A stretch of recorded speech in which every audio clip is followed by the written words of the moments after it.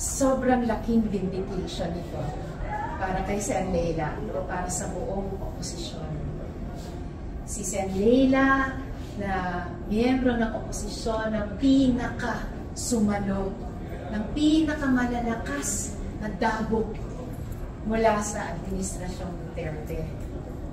Si Sen. Leila na nag-labor sa ilalim ng tatlong walang kakwenta-kwentang kaso at kailangang hintayin na isa-isang magpikan yung naging manong saksi laban sa kanya at sa wakas makapakinabang sa karapatan niyang silipin mag-post ng bail bilang bahagi ng due process.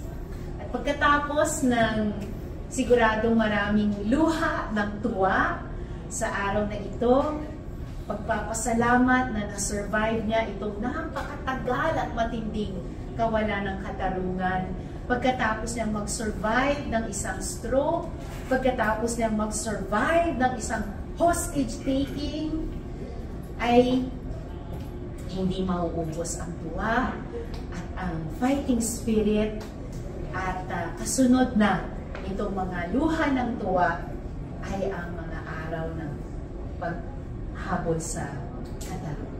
Ma'am, may panghihinayang ba kayo na hindi na siya senador, at least for now, hindi niya siya makakasama sa minority?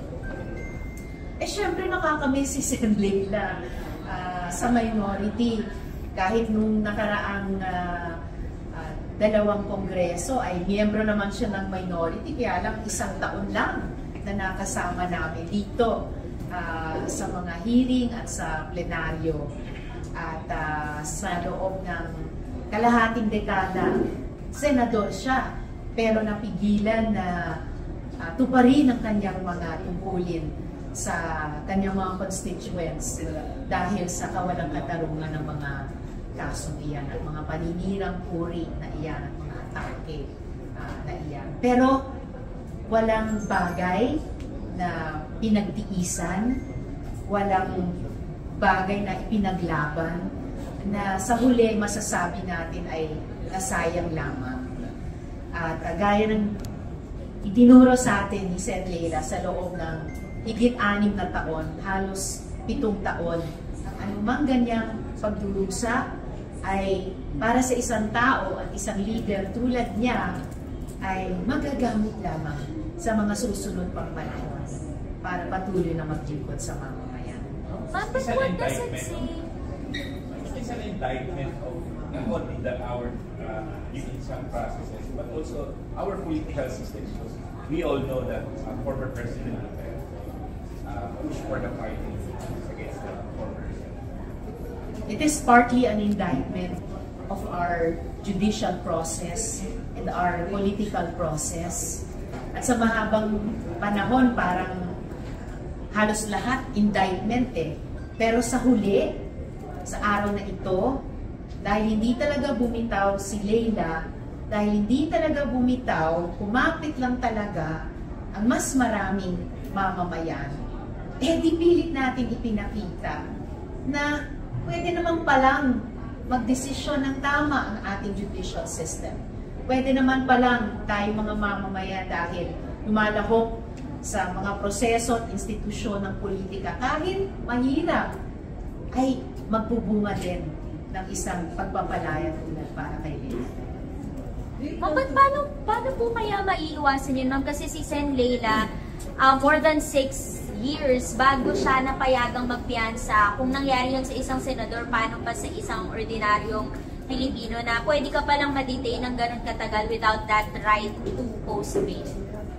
Kaya nga eh, kaya siya tinarget ni dating Presidente Duterte para gawin siyang parang Exhibit A na huwag kayong tutulad kay Sen. Leila na lumalaban sa akin kung ganito ang pwede kong gawin sa kahit sino sa inyo.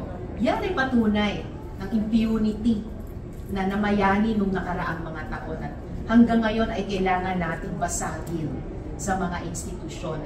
Yung Marcos administration po, sinasabi po nila paulit-ulit na the justice system is working in the Philippines, and in response to your latest legal victory, Justice Secretary Crispin Remulla This is po yung statement niya. It just shows the independence of the judiciary, what I've always been saying from the beginning, and that they are free to decide as they please, as they deem fit.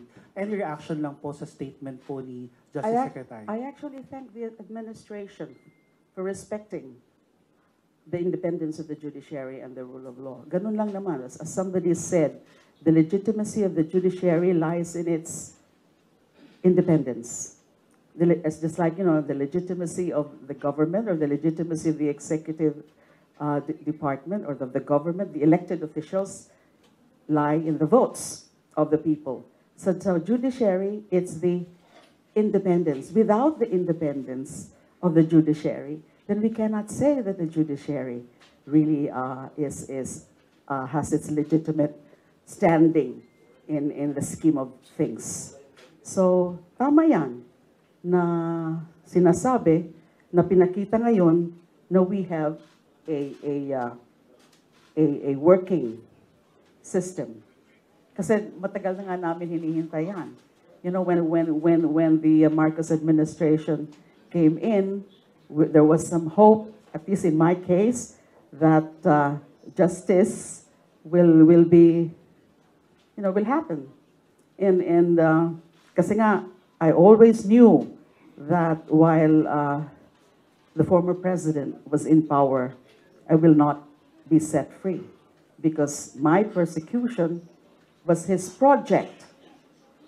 So how can I be set free during his term? So nung nagbago nga yung administrasyon, may pag-asa talaga. At umasa talaga ako ng umasa na makakamit ko yung hustisya at malalaman natin yung katotohanan about my innocence.